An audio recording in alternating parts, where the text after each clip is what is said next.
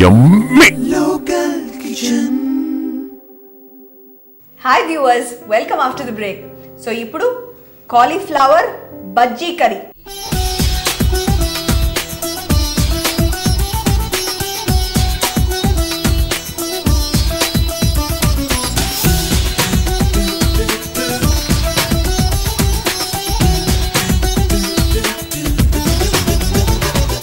ఎలా చేస్తారండి cauliflower bajji curry?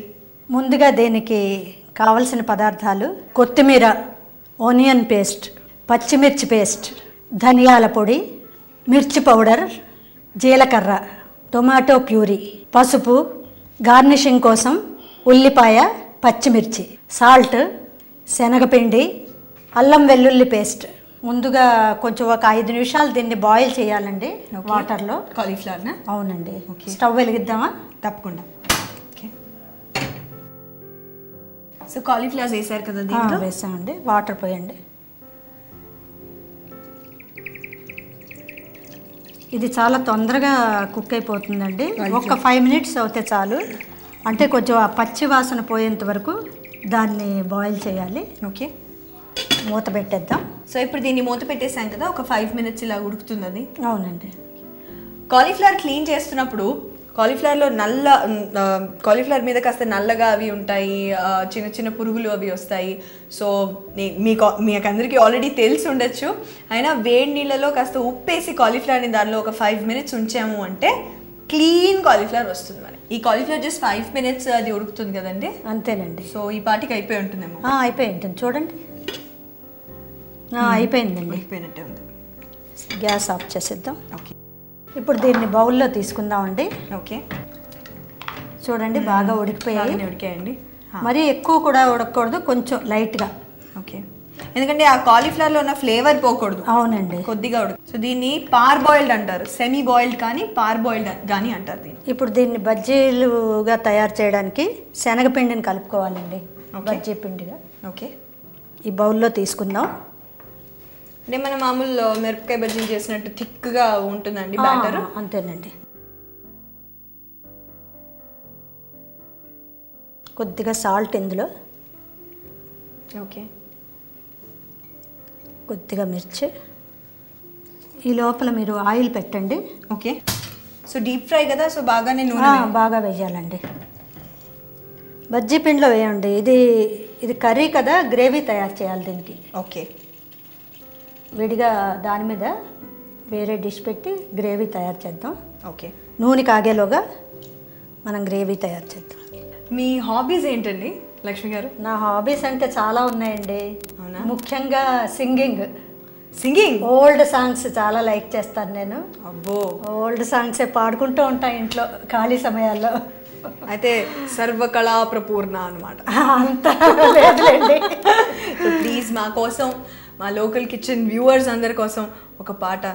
తప్పకుండా పాడతానండి. భలే మంచి రోజు, పసందైన రోజు, వసంతాలు పూసే నేటి రోజు, చందమామ అందిన రోజు, బృందావని నవ్విన రోజు, తొలి వలపులు చిలికిన రోజు. Great job. సో మంచి వంటే కాదు, మంచి పాట, మంచి గళం, మంచి మనిషి. Very nice. Thank you for coming and giving us this performance. So నూనె కరెక్ట్ కాగిపోయిందండి. మనం బజ్జీలు వేసేసుకుందాం.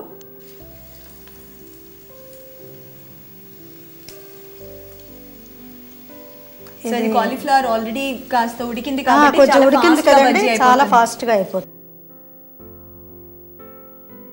లైట్ బ్రౌన్ అవ్వాలి కదా, కొంచెం బ్రౌన్, గోల్డెన్ బ్రౌన్. సో ఇప్పుడు ఈ బజ్జీలు అన్నీ కూడా అయిపోయాయి కదా? అయిపోయాయండి. ఇప్పుడు దీనికి మనం గ్రేవీ తయారు చేసుకోవాలండి. అవునండి. సో ఇందాక మనం నూనె వేసి నూనెలో జీలకర్ర చిటుపట్లాడే వరకు ఉంచాము. అవునండి. బజ్జీలు అయిపోయాయండి. ఇప్పుడు గ్రేవీ తయారు చేసుకుందాం. అలాగే. సో ఇప్పుడు ఈ డిష్లో నూనె వేయాలండి? నూనె వేయాలి, గ్రేవీ కదా. అవును. ఒక 2-3 టీ స్పూన్స్ ఆయిల్ వేయమంటారా? వేయండి, చాలండి, కొద్దిగా చాలు.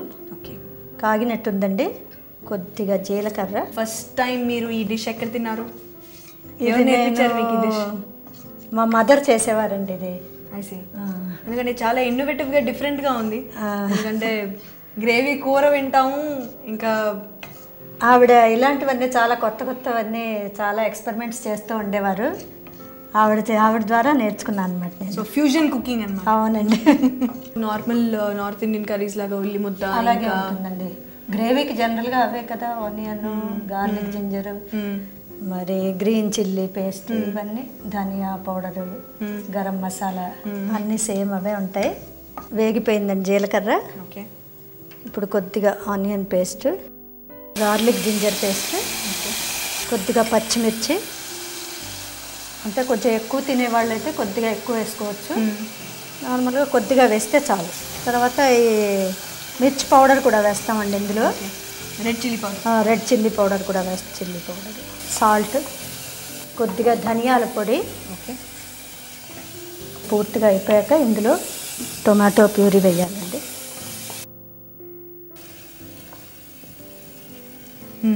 ఆల్రెడీ సైడ్స్ వదిలేస్తున్నట్టుందండి, రెడీ అయిపోతుంది. ఇప్పుడు ఇందులో కొద్దిగా వాటర్ పోయాలండి. అంటే అవి బజ్జీలు కొంచెం డిప్ అయ్యేట్టుగా ఉండాలండి, కొద్దిగా వాటర్ ఎక్కువే పడుతుంది. దీన్నే మనం యూకేలో కానీ యూఎస్లో కానీ ఇటలీలో కానీ తింటే దీన్ని cauliflower dumplings in tomato sauce అని చెప్పి అంటారు. మీరు ఇండియన్ వర్షన్ చేశారు దీన్ని, దీనిలో ఇండియన్ మసాలాస్ వేశారు. కొంచెం సేపు ఇది ఒక 5 minutes మూత పెట్టేయండి దీని మీద. ఓకే. గార్నిషింగ్ ఏం వాడతాం? గార్నిషింగ్ కొత్తిమీర. దీంతో అకంపెనీమెంట్ దేంతో తింటారు దీన్ని? రైస్లో కూడా తినచ్చు, ఓకే, మామూలుగా స్నాక్స్ లాగా తినచ్చు. అయిపోయినట్టుందండి, బాయిల్ అయిపోయింది. బాయిల్ అయిపోయింది. ఇప్పుడు ఇందులో ఇవి వేసేయాలండి. ఓకే. వేసేసి మళ్ళీ ఉడకబెట్టాలా? ఒక 2 minutes ఉడికితే చాలండి. ఓకే. ఆకలేస్తోంది. చాలా డిఫరెంట్ ఫ్లేవర్ వస్తుందండి, స్మెల్ అది చాలా డిఫరెంట్ అయిపోయింది, చాలా బాగుంది. రెడీ అయిపోయింది. స్టవ్ ఆఫ్ చేసేయండి. ఇప్పుడు దీంట్లో కొద్దిగా గరం మసాలా యాడ్ చేయాలి. కాలీఫ్లవర్ బజ్జీ కర్రీ రెడీ అయిందండి. Thank you very much Lakshmi గారు, ఎంతో బాగుంది చూడడానికి. కొద్దిగా దీని మీద క్రీమ్ వేస్తే బాగుంటుంది. ఓకే, లేకపోతే బటర్. బటర్ కానీ. సో దీన్ని బౌల్లోకి తీసుకుందాం అండి.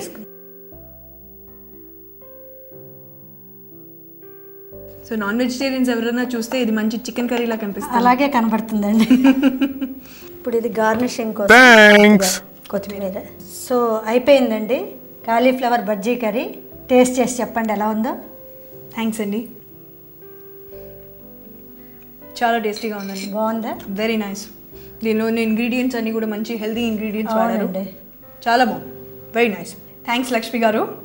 సో చూసారు కదా, కాలీఫ్లవర్ బజ్జీ కర్రీ చాలా ఈజీ. కాలీఫ్లవర్ బజ్జీలు తయారు చేయడం, గ్రేవీ తయారు చేసుకోవడం. గ్రేవీకి నూనె వేసుకుని నూనెలో జీలకర్ర వేసి, జీలకర్ర బాగా వేగాక ఉల్లి ముద్ద వేసి, ఉల్లి ముద్దని ఫ్రై చేసిన వెంటనే టొమాటో ప్యూరీ వేసి ఈ మసాలా వేగుతుండగా దానిలో కారం, టర్మరిక్, జీలకర్ర పొడి, సాల్ట్ రెడీ అయ్యాక దాని తర్వాత దానిలో మనం గ్రీన్ చిల్లీ పేస్ట్ వేస్తాం. ఆ మసాలా బాగా ఉడికిన తర్వాత దానిలో కొద్దిగా గరం మసాలా వేసి, ఆ గరం మసాలాలో ఈ మనం ముందుగా తయారు చేసుకున్న కాలీఫ్లవర్ బజ్జీల్ని దానిలో వేసి కొంచెం నీళ్లు వేసి బాగా బాయిల్ చేయాలి. 2 minutes బాయిల్ చేసిన వెంటనే ఇట్ విల్ బి రెడీ.